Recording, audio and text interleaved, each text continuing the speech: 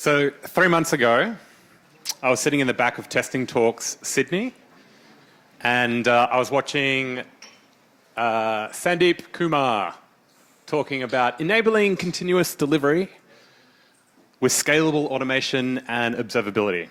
And it was amazing. It was a beautiful case study into what Gumtree were doing at the time as they tackled some of their really most common problems in testing. And he covered things like slow development release cycles and bottlenecks and unreliable releases. And of course, unhappy engineers losing confidence in their tests. And he spoke about the lengths that they were going. They'd gone to measure and improve their test suites.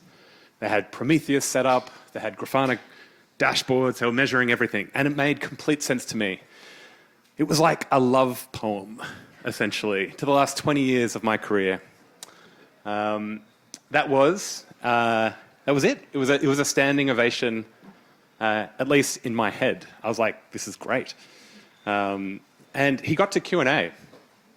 And then someone from the audience asked, why? Why do I need this time series data? Why should I care? I've got my report at the end. I can see what's failed. I don't need any of this junk. And I was screaming in my mind. I was like, what's not to get? It's clear every company should be doing this. Every company should be measuring this information. And I was like, what am I going to do about this? So I went to the Testing Talks website, and I went become a speaker. And I filled in a description, put in my profile deets, and then I was like, topic. I need a topic. All right. 10,000 builds. And I went back through all of the teams that I'd worked with over the last couple of years. I thought, what is the peak number of builds people are doing these days? And I went through the data and I found some teams doing 10,000 builds per hour. And I was like, what? That's a lot. I won't put per hour. Let's go with like the P75 here. And I dropped down 10,000 builds per day. And so this is a journey to 10,000 builds per day, and why and how they do it. My name is James Hill. I am a product and engineering leader at Buildkite, and my job is to help teams ship as fast as they possibly can without compromise, to be able to deliver, essentially, at speed. But before we get to that, who are these teams doing 10,000 builds a day, and what's up with that? Right, so if you open up your iPhone right now and you look at some of the apps that are installed on there, you will see apps there that were built, tested, and deployed using Buildkite. If you've ever ordered a cheeky burrito at midnight and had some stranger come to your door and deliver it, that app was built, tested, and deployed with Buildkite. If you've ever stayed in a stranger's home, yep, you probably used an app that was built, tested, and deployed with Buildkite. If you've ever swiped right to find some love, you have also used an app that was built, tested, and deployed with Buildkite. So why do these teams care about moving fast? Why are they shipping so frequently? So I'm going to go back and indulge a little bit of my nostalgia here and go back 23 years when I was at university. I was studying computer science, and this was one of the first assignments I got. And the first thing I noticed was its due date. It was before midnight. On the 28th of March, 2002. And I thought, wow, who's collecting assignments at midnight? This must be automated. And sure enough, it was. It was automated. You would run give, would be the command.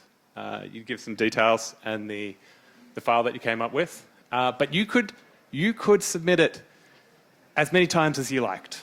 You could submit it 10 times, 100 times, 1,000 times, doesn't matter. It would take that last submission at midnight, and that would be your submission.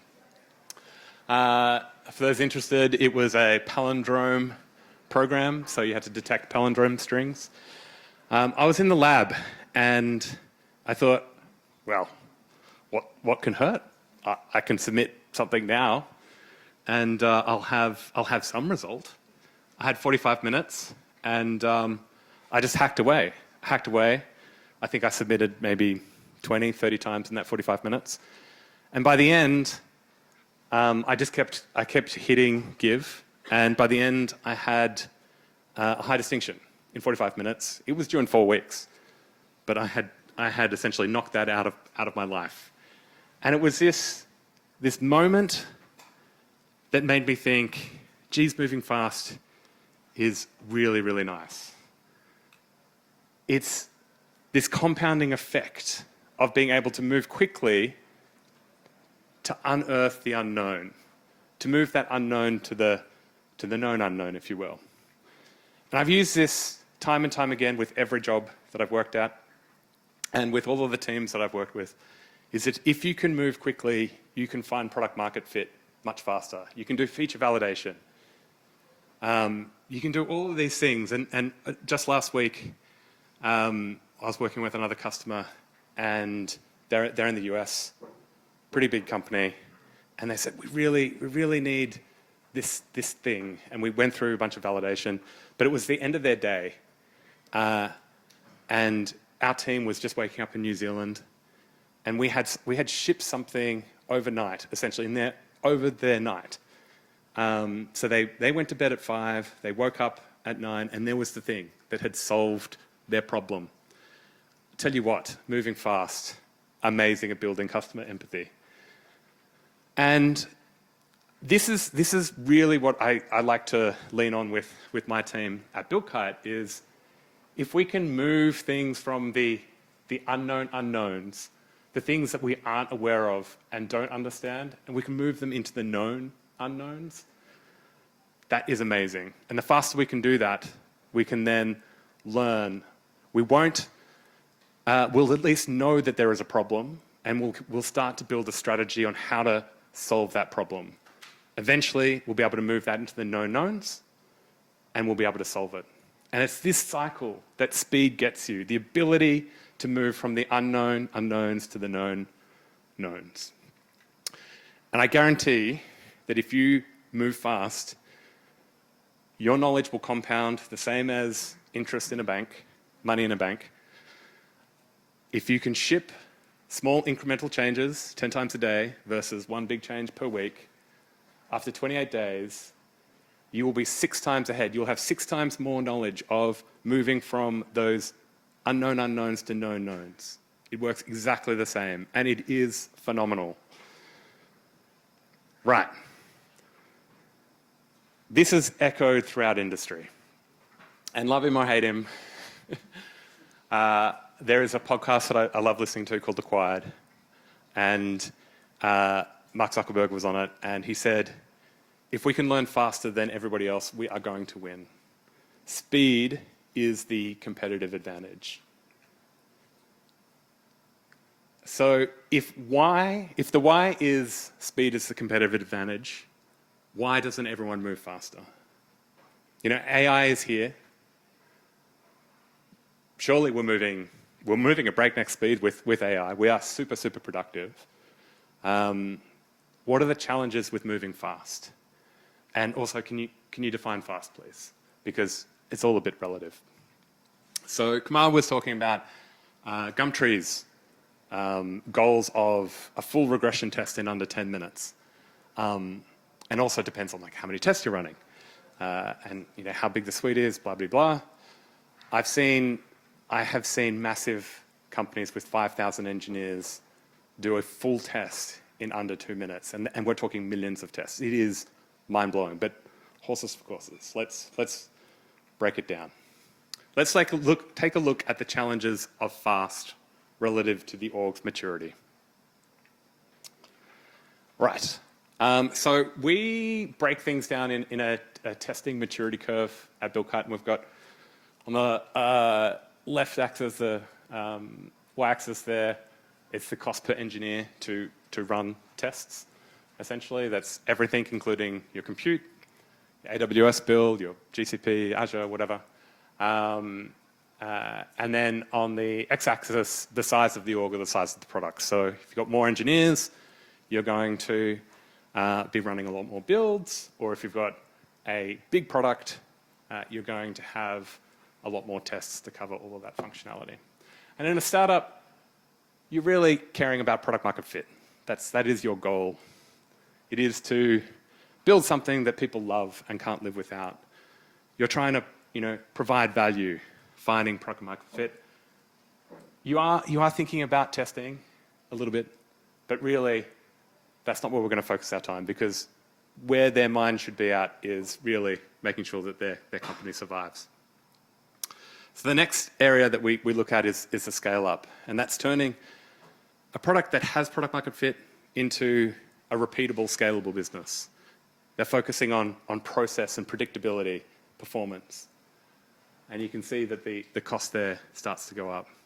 After that, we've got growth. They've kind of got the fit. They're really looking at efficiencies. They're going to drive down that cost of the curve. And then we've got a mature organization, probably a public company, and they're really just going to compound their returns and stay ahead. Right, so the first challenge that everyone faces is, I want to make my tests faster. I want to make my build faster. And it's taking whatever the time. It might be days and you're wanting to go to, it might be taking weeks and you want to go to days. It might be days and you want to go to half a day, hours, minutes. Insert your desired goal. The first question I always ask is it parallelized? And if it is, well, we'll talk about test selection later or come to the booth. But if it's not, geez, you should be parallelizing it. If nothing else, move to at least 2 nodes. The first node, in this diagram, you've got a single node running a test suite in serial. It's 36 minutes, might have a bootstrapping time of a minute. And if you go to a second node, that is the best investment you're ever going to get. From there on, you need to double your compute spend to get a similar performance gain. So 2 to 4 nodes, to 8 nodes, to 16, to continually halve your build time. But you should absolutely do it. And this is kind of theoretical. I think everyone goes into this going, oh, this is my node. It takes 36 minutes of wall time, and I need to get this down. So it's going to look like this. I'm going to split it across 10 nodes. It's going to be amazing. 4.5 minutes, that's what it's going to be. And they have big dreams, big aspirations. And then it looks like this. And they go, what went wrong? Why do I have one node that is super hot, taking 15 minutes, and all the rest are under a minute? And they've done the right thing. They've started to split it. I mean, they've already had a gain. They've halved their build time, which is awesome. But how do we get it better? And so what we see, these teams, admittedly this would be a smaller team, they will start manually rebalancing their test suite by hand. I literally will hear people doing this. Yeah, it's a hot file. I'll just move it into another file. It'll get picked up. It'll be on a cooler shard. That's fine. You can only really do this once or twice. Kind of those edge outliers. Option 2 is they start building some awesome infrastructure, and by awesome they really start building some cool gear. I mean, you can really bike shed this. They've got their environment, they've got their outputting Jane and XML, and they're ingesting that into some data store, all that timing history, all of that time series data that gentleman in Sydney 3 months ago was like, what's the point of that? And then they build a dispatcher as well, and they orchestrate it all. And the problem with this is, well, it's great fun, and it will improve and get a much more better distribution of your tests across nodes, but you're now having to maintain 3 or 4 different pieces of infrastructure, and they're all critical. If any one of those go down, your CI is broken. On top of that, you've got JUnit. Maybe your testing suite will output to JUnit XML. Maybe it's JSON. So now you've got a bunch of different parsers for different test suites. And this is totally a suitable method. And we see teams do this all the time. It's absolutely fantastic. But when they realize that they've got more time, well, they want to spend time doing things that are going to make their own product better, they typically come to Buildkite, and it's about 3 lines. And they go, I'd like the parallelism, please. I'd like you to bin pack it, and we will bin pack it for them. And so that is bin packing, and it's the first thing that we see all of the teams that we work with do on their journey towards breakneck speed. So the next challenge is reliability. And flaky tests are horrible. Obviously, they're the bane of every engineer's existence. Maybe not the absolute worst thing, but they're pretty bad. But they are localized pain. So, if it's just one engineer and you're running it on CI and you get a flaky, well, you can take some medicine for your localized pain. You can pop an Advil, a paracetamol, ibuprofen. You can kind of mask it. And I think you all know that that's hitting the retry button. You hit retry, it goes green, and you're like, yeah, cool, I'll ship that. And that's totally fine. Kind of works to an extent. But then your team wants a merge queue. Can I get hands up for how many people are running merge queues? 4 or 5, so a handful of you. I'll just do a quick, brief intro on merge queues. There are only, it's not going to be a surprise to you, but there are only so many hours in a workday. And if you've got a build that takes 10 minutes to run, you essentially have only 48 slots that you can deploy. So if you have higher concurrency than that, then you essentially will need to be looking at a merge queue to maintain that throughput. Now, the problem with a merge queue, they solve a lot of problems, but they introduce a bunch more complexity, is that if you have a flaky in a merge queue and you have 5,000 engineers, or even if you have 50 engineers, doesn't really matter, you have one flake in that merge queue, then you have 49 other engineers, or 4,999 other engineers now going, why can't I deploy to production? How do I solve this? And we've seen teams combat flakes on merge queues with a number of different strategies. The retry strategy is pretty common. We see typically they start with good intentions of, let's just do one retry. Then they get to, it won't hurt if we just bump it. Let's just bump it again. Yeah, no, it's okay. We'll just keep bumping. And literally, I've worked with teams that have strategies of 10 retries per test. 10 retries, and we're like, come on. There is a better way, but we're guiding them to that. Probably my favorite retry strategy is the preemptive retry strategy. Now, this is if you've got lots of money and you want to burn it really quickly, but you want to move fast. It is fantastic because what you can do is you can run all of your tests concurrently, like the same test 3 times, expecting that one is going to fail. And at least you don't have to wait for the retry because you're doing the retry preemptively. And I kind of think of this as someone in a casino with 15 roulette wheels around them, and they're just placing all these bets all in one go just so that they can fail faster. But they will win faster as well. So The preemptive retry strategy, definitely very, very good if you want to go fast and have deep pockets. And this is where we see that curve in the scale-up part, you know. They care about shipping the product as fast as possible. And the cost there is probably going from $1,000 per engineer per year in CI to maybe $4,000. So the cost isn't that significant. It's much more important for them to continue shipping. So retrying, totally valid. But is there a better way? So the high-performing teams that we work with, they treat a broken merge queue as an incident. It is probably not P0, but it's definitely up there. It's probably P1 incident, and they will down tools and fix it. They have a zero tolerance policy towards flakes. So they will build a flaky management workflow.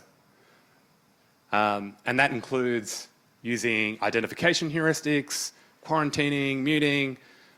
They map every test to every team so that they can drive accountability. They have timeframes. Fix it, or it's going to be deleted in 2 weeks or a week. And they will only reintroduce a test once it has gone healthy again. They're not going to say, you know, bank on the word of an engineer who said they fixed it. And we see them using agentic LLMs now on remediating their tests. So in Buildkite, this kind of looks like this. We have workflows. They can set thresholds. They monitor a set number of tests or a very specific sub-selection of tests. Maybe it's the reliability on ARM versus x86. Maybe it's different database versions, whatever it is. They'll then set all of the steps, that maps to their policy, what will happen when it alarms. Is it muted? How's it labeled? Who gets notified? What are the steps forward? And once it's resolved, essentially it's the inverse of that. So when it comes to flaky identification, they will pick a number of heuristics that work for them. Usually flaky heuristics all have pros and cons depending on what you're looking for. But a really common one, if you're after a heuristic, is a state transition or a transition counting heuristic. And that is essentially where you can see at the top, every test is green. This is like on a main branch or a merge queue. So it has a very low score of 0. Once it starts flip-flopping, it will have a high score, 0.6 there. It's done 6 transitions out of 10. But when it is good and then it starts failing, it's consistently, deterministically failing, it's back to a low score. So it's quite a good, easy to wrap your head around model for detecting flakes. And this is all built into Test Engine. So you don't pick this one, pick one of the other ones. There are a number to choose from. And of course, you could build this yourself if you were so inclined to go through the torment of doing it. Once you've got these, you want to keep your teams accountable until that test is resolved. And by resolved, I mean either it is healthy again or it is deleted. If you have a flaky test, it is not providing any value to your org. Might be providing some value depending on your retry strategy, and depending on your product. But for the most part, you really need to take care of them, particularly if you've got a merge queue. So make sure that your teams are being notified and tell them clearly what's going to happen with that test. And I think a really good strategy here is don't just go to the engineers, but go to the people who are held accountable with these tests. So if you've got product managers who care about the product being functioning, get them looped in on these notifications, because I can guarantee you a product manager does bear a lot of risk when their product stops working. Engineers, of course, need to be able to go back in and they need to track the reliability of that test. They need to know what caused it to go flaky and when it's healthy again. What's the time? Where am I at? About 20 minutes. This is kind of the latest thing that we're seeing with the teams that we're working with, is they're taking all of that data, all of that time series data, all of the execution data, and then they're pumping that into an LLM. And that is using test engine. They can reduce the context, so you're not smashing 100,000 tokens into an LLM. You're just getting the right context for the LLM to then solve the flaky. And this is amazing at taking all of the grunt work out of resolving flakies. It does a remarkably good job at detecting whether this is a race condition flaky or if it's a type coercion flaky. They're very, very good. So with flaky management workflows, the team is aligned on delivery speed being an advantage, being a strategic advantage. It's going to keep that critical path clear. So if you've got a merge queue or if you're thinking about a merge queue, you absolutely need to have a flaky management strategy.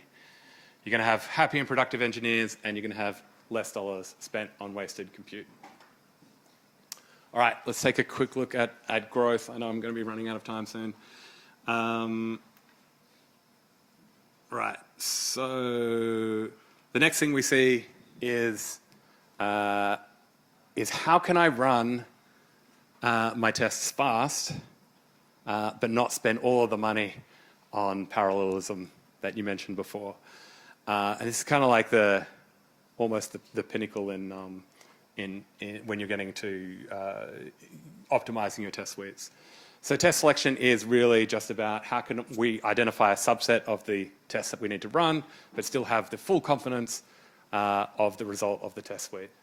So it's a pretty simple example here, but this is just a change to an email, some text. Maybe it's like a mailing list or something like that, or a sign-up flow. And without test selection, you're going to run 20,000 tests in this test suite. It's going to run everything. And you're going to burn a whole heap of compute. You could just run the ones that are relating to that, the email. So 200 tests there that you're going to run. You're going to spend 1% or 10% of the compute that you were before. And the most common strategy that we see today at the teams that we work with is building a dependency graph between the test and the application code. And they might do this using static analysis, dynamic analysis. Whatever they do, they build a pretty large graph mapping that. And they have to keep that graph up to date. So ideally, it's on like a nightly build. They will continually build this graph. And it is pretty impressive what you can do with test selection. The pros, you're going to have teams really reducing that CI spend. Could be up to 50% or more on feature branches. Obviously, on your main branch or a merge queue, you're probably going to run your full suite. But when an engineer is working on a subset or a feature, you can get away with running significantly less. So a massive reduction in time to delivery because the engineers just don't have to wait that full time. But boy, they are complicated to maintain. You really are ramping up your infrastructure complexity, and again, it becomes part of the critical loop. You're maintaining something that is not part of your product, but underlying it. Not only that, but we also see teams that if you're not running your full suite, you might be running just a sub-selection, but engineers find it quite difficult to immediately reason, is this test that I've just added, is that being run? Has it been selected correctly? Or this change, should it have run all of them? So it's a cognitive load increase in not just the infrastructure, but also in the engineering team as well. But definitely something to look at once you've done everything else in optimization. So that's kind of where we're at with the key three or four things here. In the early stages, you're looking at parallelization, you're looking at merge queues, you've got to make sure you've got a flaky management strategy. You're looking at agentic AI remediation. Once you've got to that peak, you're going to look at cost reduction. So you're going to start looking at test selection. You'll probably start looking at spot instance and fleet management, so how you can identify what spot instances are more reliable than others, and how you can then manage block lists and allow lists based on their reliability. And then once you're into the very, very top end, you're looking at all of that, but without the complexity. How can you reduce all of this? Okay. So, time to land this plane. So why is the speed? The why is the speed as a competitive advantage, and this is the how. And I'm going to leave you with one of the teams that we work closely with, which is Rippling. They have a massive test suite. They're really, really, really high throughput. I can't put down specific numbers here, but rest assured it's big, and scan the link. You'll hear all about it from them. They're doing everything. Bin packing, flaky management, auto quarantine. They really rely heavily on AWS's spot instances. They will essentially do arbitrage on spot instances, and they will find the best place to run their tests around the world. They use test selection to reduce the number of tests, and they are seeing amazing gains, 90% plus in the reduction of their compute, but they still have blistering speeds to production. And they aren't a household name, but wow, their engineering team is incredibly talented. All right, so that's a big thank you from me. I was told to make sure I left time for questions at the end. Come chat with me at the Buildkite booth, grab some swag, and I think we're doing a question as well. Is that right? Do I ask the question now? Yeah. Oh.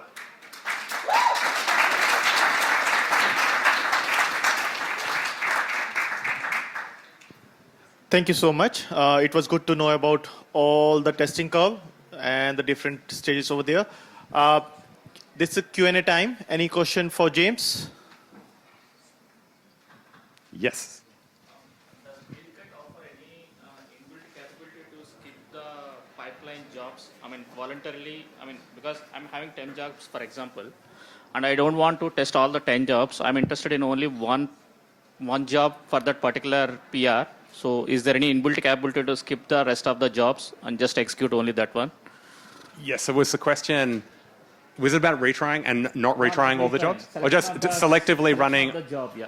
Yeah. Yeah, definitely. So Buildkite has a number of products, but the pipelines product that we have, it's not my product, but I can talk a little bit to it. They have the ability to dynamically select what you want to run specific to the stuff that's running. So it's very, very powerful. Come by the booth and we can chat more about it. Yeah. Let's just say you have an environment that's terrible, okay? So the tests fall over at any point, but it's not actually the test itself, right? I loved the concept of being able to go, okay, I'm going to disable this test. Did you have rules where it was kind of like, actually everything's just failed at this point, so we're not going to quarantine 100%. All the tests, yeah? Yeah, definitely. So we see lots of teams essentially, anything that you might have end-to-end tests that a number of network dependencies or something like that, and as soon as that's going out, all of it's going out. So you definitely want to set a threshold that if the majority of the tests that are failing within that run, then you're not going to do that as well. So 100%, yeah. Yeah. Any other question? Nope. Okay. Time for a sleep check. So after lunch, we call this as a sleep check. Now, James is going to ask a question, and for a sleep check, he's going to give $50 to one who's going to answer. So over to you, James. All right. So the question is, list 3 things high-performing teams are doing to deliver at scale. That's 3. Winner, winner! Thank you so much. Once again, give a huge round of applause to James.